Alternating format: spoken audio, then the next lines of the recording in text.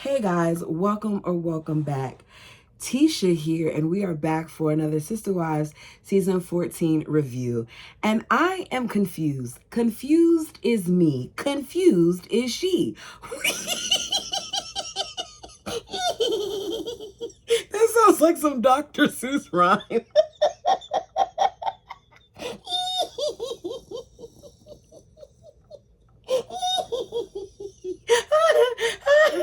Sorry. Okay. I want to know what in the world is going on this show. Because as I'm watching Cody, I can't help but feel like whatever happens at this point is because of him. I want to know, after 14 seasons at this point, what other than purchasing those homes have the Browns done with their money? Because they have been on our television screens for a significant period of time. I know that at some point that their money was cut, but I don't get why after 14 seasons, this is where they're at. Because we know majority of their trips, that a good portion of them were paid by TLC, that the weddings were paid by TLC, that the various events were paid by TLC. So why are y'all struggling so much financially? Because this doesn't seem like storyline to me as far as the finances. This seems like an actual thing. I was looking in the comment section of the last Sister Wives video for, I believe it was season 14, episode 1. And Tia summed this episode, the one that we're watching currently, that I'm about to review today, without even watching it. She said, I think Cody began to understand very early on that this move, the distance being created between the family households, along with the money being spent to move to Flagstaff, was one of the worst positions he had ever put the family in. And I'm going to say it was.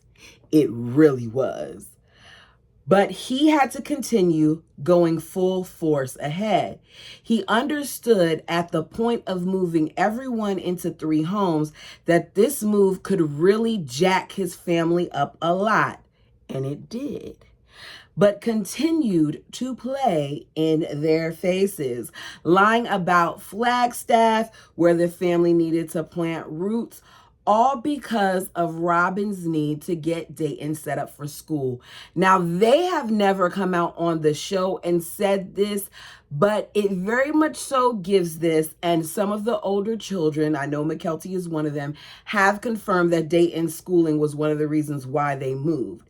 Let me add that the more that I watch this, the more that I see that I find myself further frustrated with the Brown women for allowing the bird to sit on her perch, which at one point they occupied a nest with her, but she knocked all of them out of the nest one by one until it was just her.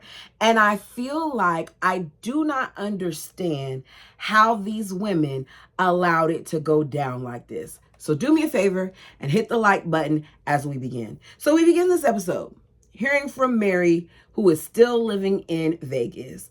It has been about a month, according to her, since she left Flagstaff. You guys remember she was forced out because the owner of the house that she was rented got scared of what the neighbors were complaining about, and the cops were called out and all those other things. So she decided she wanted to go.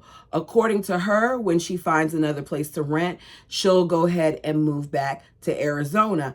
I don't think that she should have moved there in the first place, let alone be worried about moving back, because despite all the things that they say in this episode where they're acting like she's so missed and it's not fair that Meri's out there by herself and all these other things, no one did anything to help speed up the process to get Meri out there or tell Meri that she can live with them.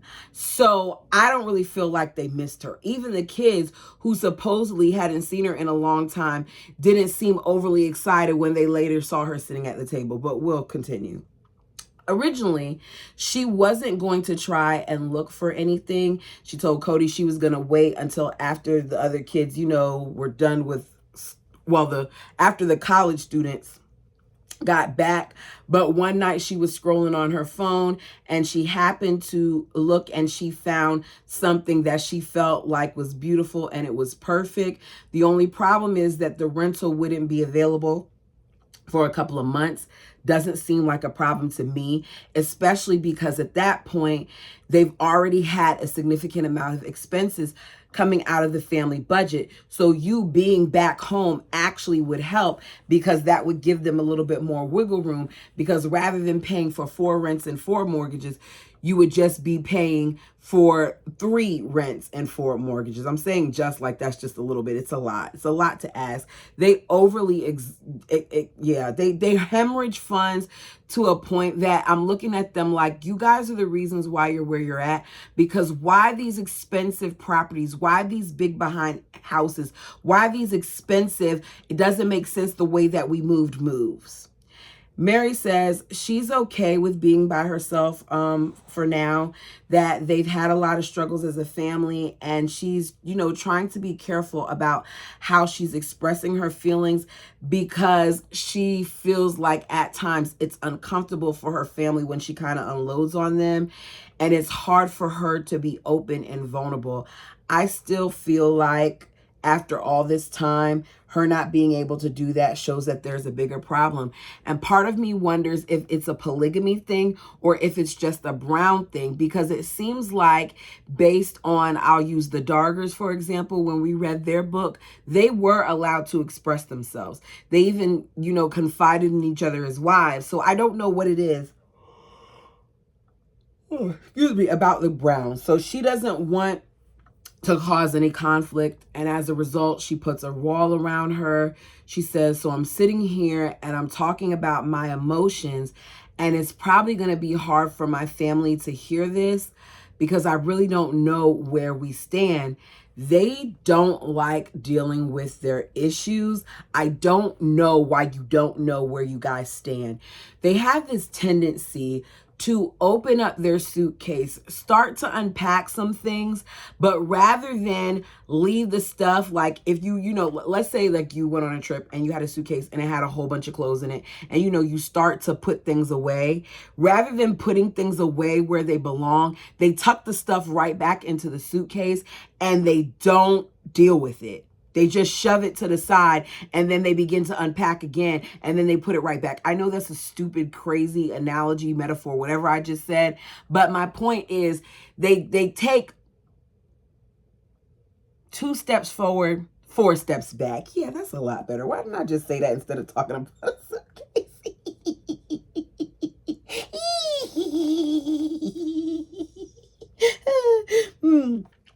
She says, how do I say this kindly?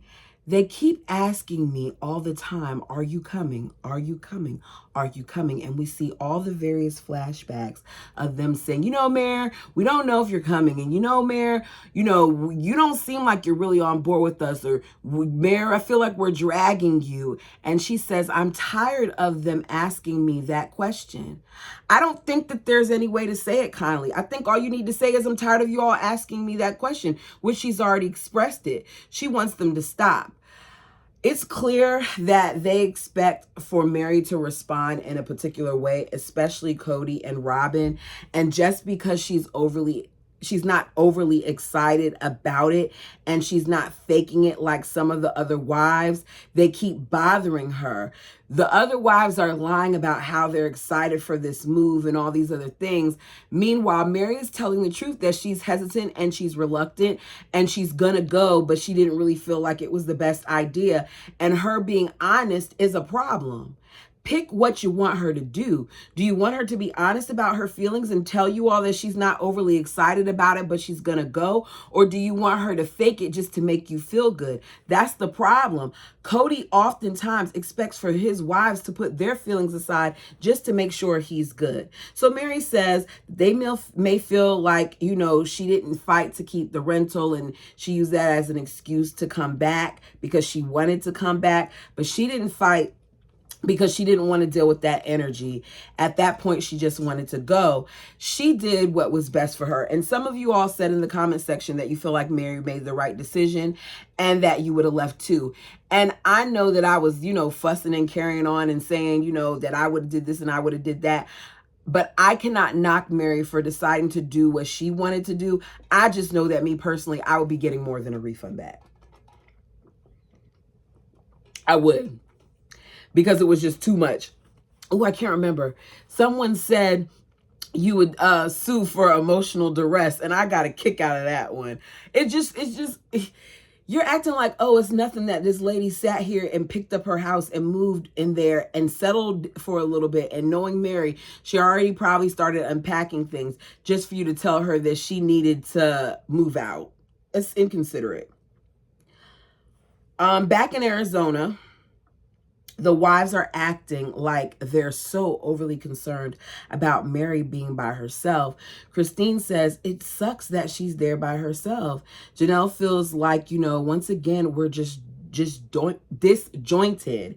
Christine says it's sad because she's sitting in that cul-de-sac all by herself, and it's just a constant reminder of what the family had. I hear her talking, but I feel like she was sitting in the cul-de-sac by herself when they were neighbors too.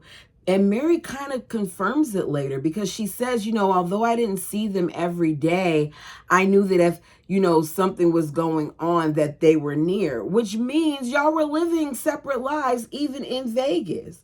Meri is completely alone. She's out there by herself, and she was alone even when they were around.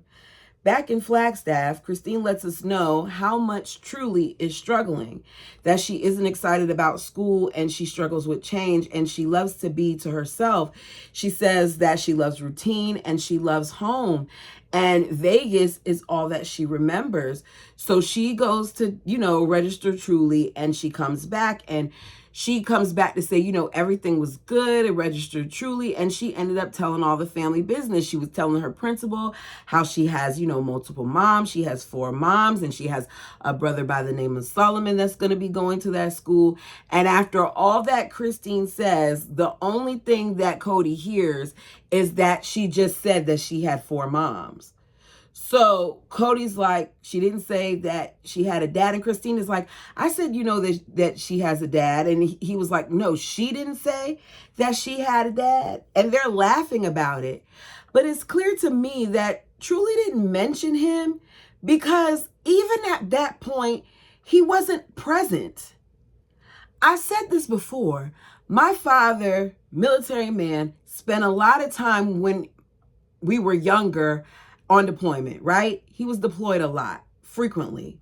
With that being said, just because my father was deployed didn't mean that I didn't talk about my dad. My dad did whatever he could, which in the beginning was letters. You might be lucky back then if you would get a phone call. And then later on, I think it was by the time I was in high school, we were able to email him. But even then, the turnaround wasn't like what it is now. Like, technology is very different. Deployment is made easier. Not that it's easy, but it's made easier because you can actually have video calls and things of that nature. They have set up things to make it a little bit easier on families.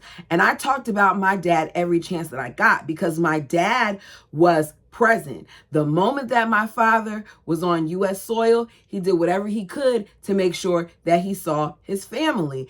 Cody doesn't put forth those efforts towards his kids. That is not the case with them. We've seen time and time again where he randomly has certain requests of Truly, and Truly has turned him down. We saw where one time he was like, "Can I get a hug?" And she said no, because and it's not that we hadn't seen her say it to other people. It's just that her and her father never seemed to have that bond. He immediately, once she was born, was worried about his new thing, which was the bird. And as a result, he was pouring into the bird more than he was pouring into his daughter. And then once Solomon came along, Truly really didn't matter. It's just the way it was. I don't think that they ever really bonded. He says Truly forgot to say that she had a dad.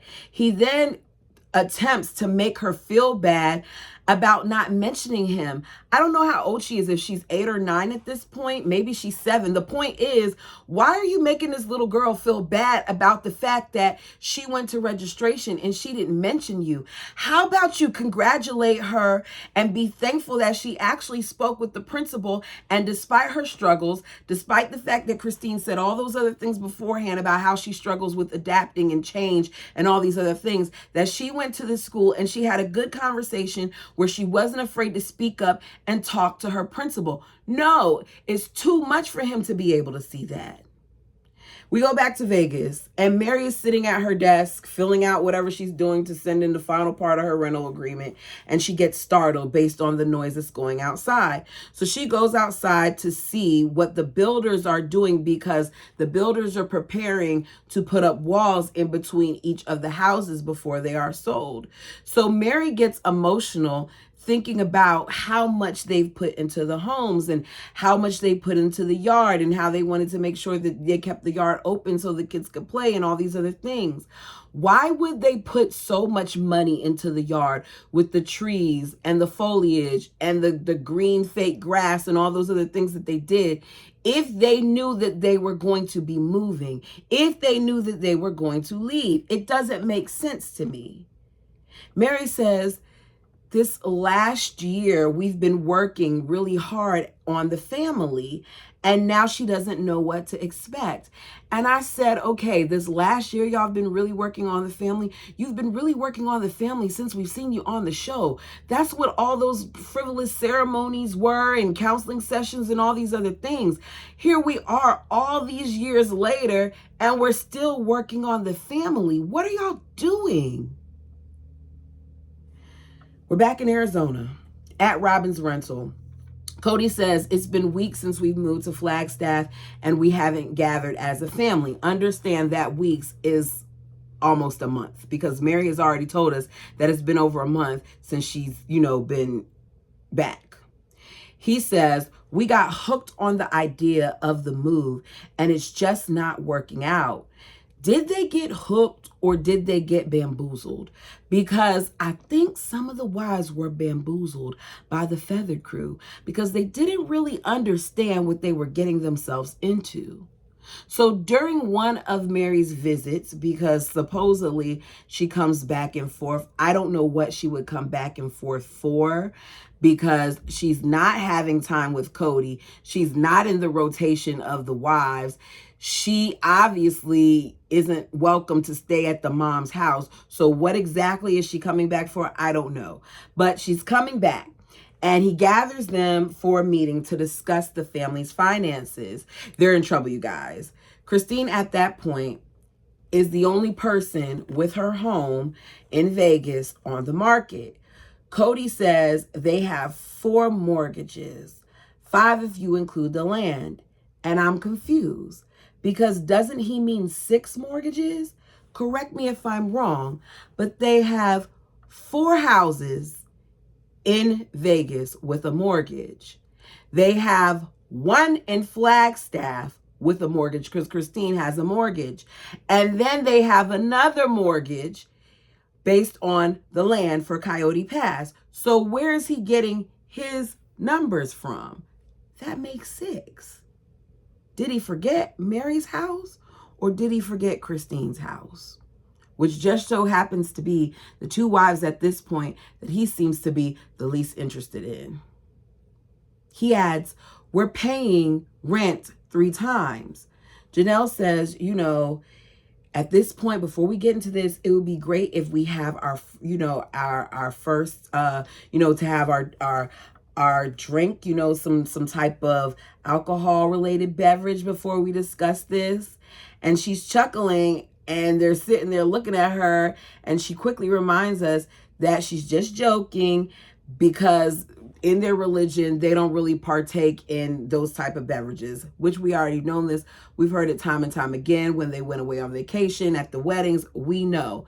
But we also know that no longer is the case, because in more recent seasons, Janelle's sitting down and she had a full rack of wine bottles behind her. So many that I wanted to try to zoom in on the label and see what Janelle is drinking, because it's different now. We know Christine drinks too.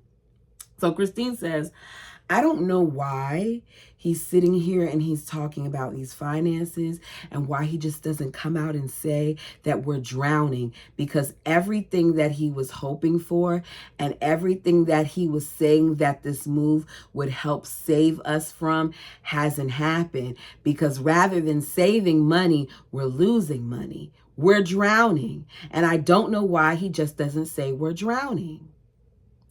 Christine's sitting there and she's getting flustered and she's panicking because she knows that they're in a bad condition. And he's telling her, you know, you have to relax, sweetie. No, she doesn't have to relax, because you've jacked them up badly. And unlike some of the others, if something goes wrong, Cody's not going to be looking out for Christine. The first person Cody's going to be looking out for is himself, and then it's going to be Robin, because he's going to say his younger kids need a home. Is he not? Because she has the most kids at home. Janelle says the Vegas houses probably won't be ready to hit the market until right before the holidays, because she knows hers won't be ready until October. Robin's won't be ready probably until the end of October. And as she's talking, I'm like, what are these people doing? Why is it taking you all so long to get the houses ready? You supposedly moved out. Get your butts in gear. Get whatever trucks you got to get out there to reload them. Get that stuff out there and get these houses on the market. She says after October, around the holidays, it's not a good time for people to buy, because people don't like buying during the holidays. Janelle says, you know, Christmas, as a result of all of this, might have to be real homemade. He then looks at Robin and says, how are you about a lean Christmas? Because clearly her opinion is the only one that matters. He likes to give Robin credit for Christmas like they didn't celebrate Christmas previously before. We know that they did. We read in the book that they did. We know that Meri likes to decorate. We know that the kids had their own personal gift exchange. We know that one year, according to the book, that Cody purposely got Christine a bunch of gifts and he didn't get Meri anything. Christmas has always been in place. So don't sit here and act like because the bird came along that all of a sudden you all started doing Christmas. Robin says, since the beginning of our courtship, Cody and we kind of thought about Christmas. He's always looking for a way to dumb it down. He always uses money as an excuse. He says, you know, it's your favorite holiday, Robin, and I'm willing, you know, to do a lean Halloween. I'm listening to Cody and Robin have this discussion in front of the other wives. Robin is over there talking about he's looking for ways to dumb it down. Yeah, because you keep on spending the most money. You're having a conversation amongst yourselves, once again showing how important she is versus the other wives, because he didn't ask any of the other wives if they have a problem with a lean Christmas. Because Meri loves Christmas as well. If you remember, I think Meri loves Christmas and Meri loves Halloween. They're two of her favorite holidays. But he doesn't say anything about that to her. He doesn't look to Janelle, Christine, or Meri. He's just worried about that bird. Robin says, Christmas, it's about spending time together. It's about the family. And then she curses. And she says, I was mad at him. And I was thinking, how rude of him. Robin was mad because he put her on the spot in front of everyone else. She knows that she carries the most weight, and Cody wasn't supposed to reveal that, especially because she speaks Cody. She says he's going to use this as an excuse of why we have to dumb down Christmas instead of getting creative and doing special things. We can do special things that don't involve money. And he's going to want to make this a dud, which would be perfect, you know, in a sarcastic way. She's like, this would be just perfect, you know, for the kids who've moved from Vegas for them to not have Christmas. So her answer basically in a roundabout way is to put caution to the wind, do whatever special project she thinks she can do. With older kids, I don't know what that's going to involve. Maybe you're going to get lucky and get some snow and you could go play in it. I don't know. But she wants to do cheap special projects and give them a creative Christmas. This isn't Ariella and Saul and the rest of your kids that are in a bubble. These kids are accustomed to a certain thing. And even though before the show, they had less money, they were able to do Christmas. So we see some of the kids walk in the house. I don't know what type of sequence this is because at this point, the kids already are in school because we see Dayton with a book bag on and the girl, I couldn't tell if it was Brianna with a book bag on. And then at one point, Solomon comes in with his hair spiked up with mousse and we find out that it was Crazy Hair Day that Cody helped do his hair because Cody is there every morning to get those kids ready. I'm just saying. But in the same episode, Truly just got registered for school. So why was Truly's registration held up? Did they shoot this out of sequence? I don't know. Gwen and Ariella walk in and Ariella says, there you are. I think she was talking to her mom. I'm not quite sure. Maybe she was talking about all the adults. Meri looks excited because Meri hasn't been around the family in a month. She says, hey, you. And Cody starts to talk and she's like, wait a second, I haven't seen her for a while. And Cody says, yes, but daddy always has precedence. I'm telling you guys, this is how he really feels. Cody really believes that he comes first. And in the bird's house, he's allowed to come first and he's allowed to think that the ideas that she comes up with are his. So she sits down in the chair. She's not speaking to any of the other adults that are talking to her. Cody is trying to get her to say hello. She's not saying hello. So he says, oh, it's really time for a nap because she's not speaking. Maybe she is tired, but I feel like that this may just show that she's not comfortable around all of these adults. She's not comfortable with her family because at this point, she already hasn't seen them as frequently. And they aren't the type of family to FaceTime and call one another when it comes to the bird and some of the other wives. So the bird says, you know, the kids overall, they're doing good, but it's not like amazing right now. Janelle tells us that as far as Gabe is concerned, he's melancholy. He sleeps a lot. He hangs in his room. She knows that, you know, he seems a little depressed. Solomon walks in, sees Meri. Meri's like, hey, dude. He runs across the table a little bit, literally, like he crawls across the table. He jumps on the table and kind of crawls over to her. It's cute in the moment, though, because you can tell that they're both really excited to see each other. He gives her a bunch of hugs. And for that moment, I was like, oh, that's sweet. I feel like that's the only type of love Meri got was from the kids. So back to house talk. A year ago, Robin committed to having a family reunion at her home. So she claims that she knew that they were going to leave and all this other stuff, but she committed to having this reunion at her house anyways. Janelle says, you know, it could be springtime before the houses sell. Cody says, if that happens, it's going to break us financially. You think? Why wasn't this considered previously? Cody says, we're paying out a ton of money on houses we aren't in. Duh. These are all things that were told to you before you started to make this move. These were all concerns that Christine and Janelle really had. Meri spoke up a little bit, but those other two were more vocal at first.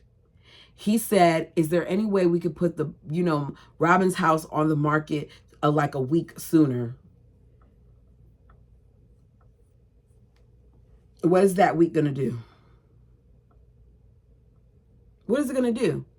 Robin says she doesn't know if she'll have it ready by then because after our being in Flagstaff at this point for over a month, that the house is still in the same state that it was when they left, meaning it's boxes in places and furniture in places and everything is still in there. They have yet to fix this situation. And I'm hearing her talk about how it's in the same state, and I don't understand what the holdup is. You got your cousin still, your niece still there helping you, because I saw, what's her name? Oh, I can't think of her name right now. It starts with an M. I saw her there a couple of times with Ariella. She's probably the one that was watching her while you all were having this talk and everything else. With that being said, get out of the house that you're in and clean that crap out. He says, financially, this is ridiculous. We're in a terrible place. You think? They got to sell at least one house, and soon. Cody says that it's strange for us to have, all of this going on and us to be so far away from our children. It's just strange to me. And Janelle says what we're all thinking, which is, you're the one who said that we got to move. She's like, you're the we got to move guy. The bird says, I'm moving away from that because, you have a very good point. Robin, you had something to do with this too, but you're going to fake like you don't. Cody says, my wives are blaming me for us being away for our kids. And I'm trying to make the point that they were going to leave anyway. Janelle says, Cody, you were the one that wanted to move. You're the one that said you wanted to move. And we were the ones like, what about the kids? She says, he's like, okay, so I said that, but what do we do? And Janelle's like, in confessional, what do you mean? What do we do? We're here. It's done. And it is. Meri says, it's normal for kids to grow up and leave their, and live their own lives and leave. It's what we all did. We'll get together when we can. Christine says, maybe what makes it hard is that we were the ones who left them. They did not leave us. Our timing really has sucked. Right now in Vegas, there's Logan and Michelle, Maddie and Caleb, Aspen and Mitch. They're all in Vegas. 4 of them will be leaving soon because Maddie and Caleb, we know, are going to North Carolina. And Aspen and Mitch, as soon as she graduates, they're going to be going to Utah. But she said it would have been nice if we all left at the same time that they did. Cody says, this place is heaven. And I just, I feel like, it would be a great place for our kids to be. And he's talking. And Christine interrupts. She's like, you just want all the kids to be here. And he's like, yeah. And she says, yes, I tell them all the time how great this is. I plug it into our conversations. I plug Flagstaff every chance that I get. She then tells us in confessional that she doesn't want to hear him say this again. She doesn't want to hear him go through this story again because she's heard it over and over and over again. And at this point, he needs to realize that the kids aren't coming. And she's right. They aren't. Janelle and Christine are 25 minutes apart, and Janelle says she feels alone and it's taking a toll on her. I don't understand why it's so hard for them to drive 25 minutes away from one another. It's not that big of a deal. It's 25 minutes. Pick a day of the week and meet up.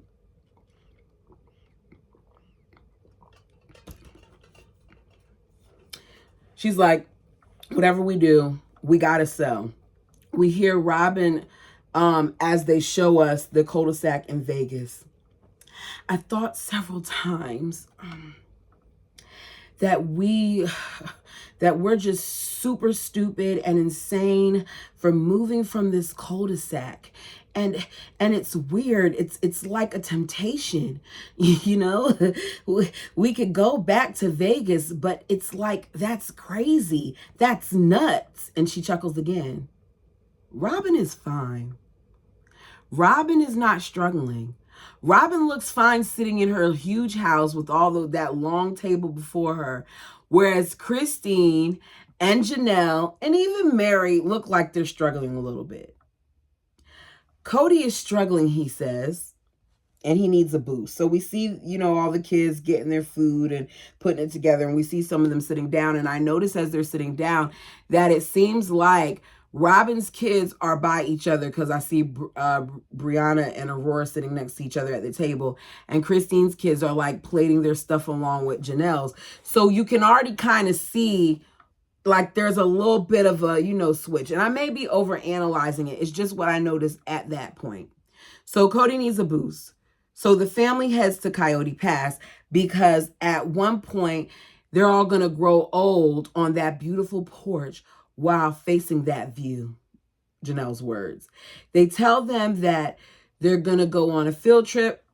Well, they didn't say field trip. They said, let's load up. He tells Truly to come on, and they all get in there so they see where they're going to live one day. According to Christine, this piece of land is what ties them all together. You keep hearing her say as they're driving up, look, everybody, look at the view, look at the view, look at the view. They've seen this before, Christine. The view doesn't matter. It is nice. You have the mountains, but Christine, at your current home that you've bought in Flagstaff, you have that same view. Maybe not as much, but you have a view of the mountains from there too. The bird says as she pulls up, holy cow, it's so green right now. Holy cow. They don't need to be this dramatic about this property because at this point, you bought it. So why are you doing all the extra to sell the kids? You're there. They're stuck. Janelle says, this is, Gabe's first time seeing the property because he was busy. He had things to do. He didn't come. He was basically forced to leave Vegas, and that's when he came here. So she hopes he likes it. And I don't understand why it mattered because given the timeline that they were originally thinking that it would take for them to build on this land, Gabe would have been in college by the time that they got on the property. And well, I don't even mean live on the property. I mean even break ground. There's so much that they have to do on this land that we find out later on that they can't even really build on. So Janelle is like, Cody, Gabe hasn't seen this yet. He hasn't seen it. Cody says, oh, really, Gabe? Cody, he's standing within feet of you. Why are you so loud? And the boy hasn't seen it because you make a point of talking about it later on. So he's talking extremely loud, overcompensating as he explains the property line. He says, our property begins from the road and then it goes to that fence over there. And then it goes about, like 200 feet into those trees. So Gabe is like, okay, so that's 10 acres, right? Cody's like 14. Yeah, Gabe, 14. Not to joke. Cody then tells us that he feels like Gabe is still resisting because Gabe is like, look, you took me out of my life. You took me out of my home. If that's how he's really feeling, let him be. If he wants to resist, allow him to resist. He didn't sulk and say, I'm staying in the car. He didn't say, I didn't want to go. Gabe actually wasn't resisting. He was looking to see, just like everybody else, what's going on the property. It was his first time being there. But as usual, Cody creates things and invents things the same way the bird comes up with stuff and lies about things. He was filling it out. He says in confessional, look at this. Look at how big it is. Look at how gorgeous this is. Look at the opportunities. It's not that he doesn't like the place. It's that he's punishing me for moving him here. It's always about Cody. So he sees the view and he says, Gabe does, that he wasn't expecting it. And his mouth opens as they tell him to turn around and he sees the mountains. It looks beautiful to him. And then he starts to scout out because Cody's like, y'all want to show him something? Y'all want to show Gabe the pond? You want to show him the pond? So he sees the pond that Cody lets us know is full of cow excrement, and I'm going to add an prairie dog sugar honey iced tea. And they look at it, and he sees the land that he's calling an island that is surrounded by this body of muddy water. And Gabe decides that he wants to cross over and get in it. Gabe is a boy. Gabe is excited. I don't want to say he's a boy. Gabe likes outdoors. This is something that he really wants to do. Now, me personally, you couldn't pay me to get in that water because just my luck, I would get some type of fungal infection. I'd probably break out in hives or something like that, all because of me dipping a toe into that water. It's just what would happen. I'm so serious. I'm itching now because I didn't take my allergy medication and I was outside too long. So yeah, that's just, yeah, it wouldn't work for me. So they go back and forth as parents because Gabe wants to go in and he tests it with the log. And Cody says, whoa, that's deep. Oh my goodness. They can make all the mess that they want. When I say he was excited. So Gabe begins to take everything off because his mother gave him permission to jump in, right? Meri wants him to go for it. Janelle is reluctant, but she says he can. Gabe, gets in there, climbs his island, walks out, and is happy. So as he's on top of the island, Cody's like, go over there. I want to see how deep that is. Go over there. I want to see how deep that is. So he walks out in the middle and he begins to swim. And Cody's like, look at how deep it is. This is ours.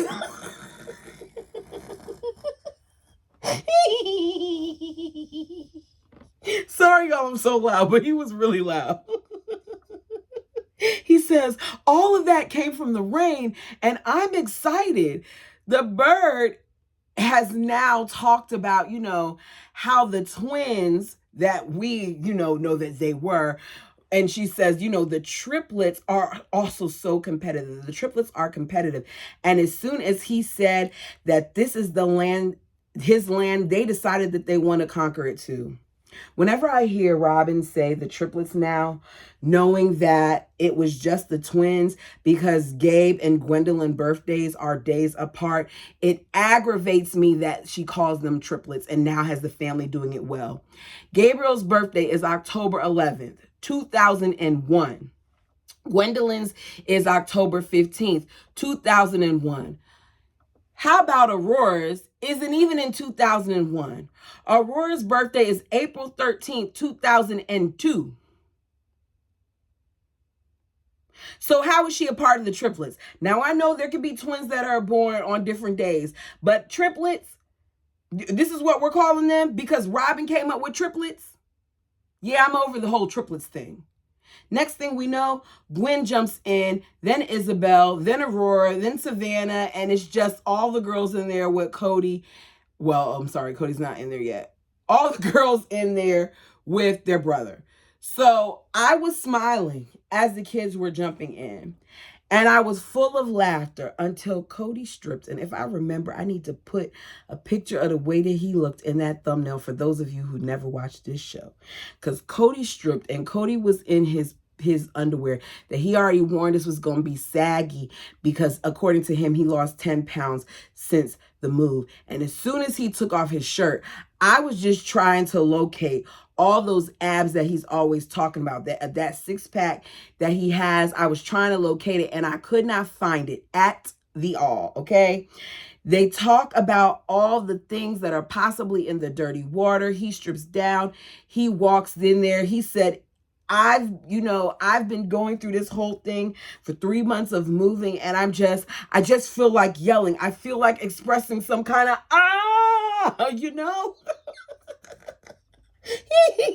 like he's literally in the water screaming, going, he just felt like yelling. Christine says, as we see all the moms laughing and things of that nature, and it really does seem like a good time. She says, this was one of the top 10 best dad moments ever. And Cody is smiling at this. Then, of course, Robin has to steal the show.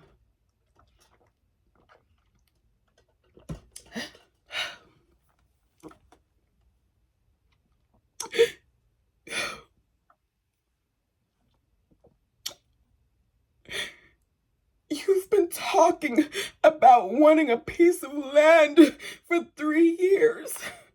A piece of land that is ours for 3 years. That's out of the forest. This is out of the way of the city. You've been talking about this. Where you can play in the mud with the kids.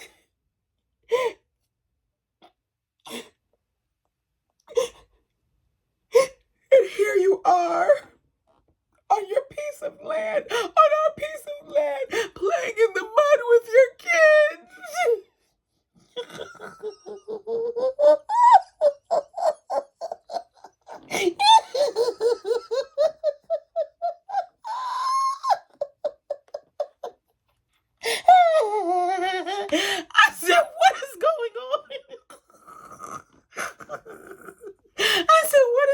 on?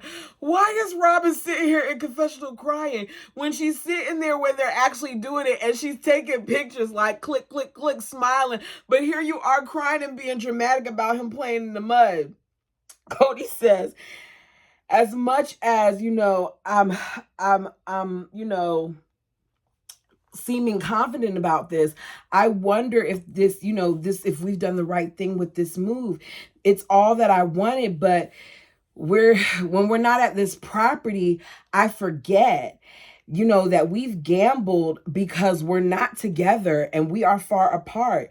And our houses have to sell and we have mortgages, but I hope that our faith and our prayers, with our faith and prayers, we can fulfill the dream.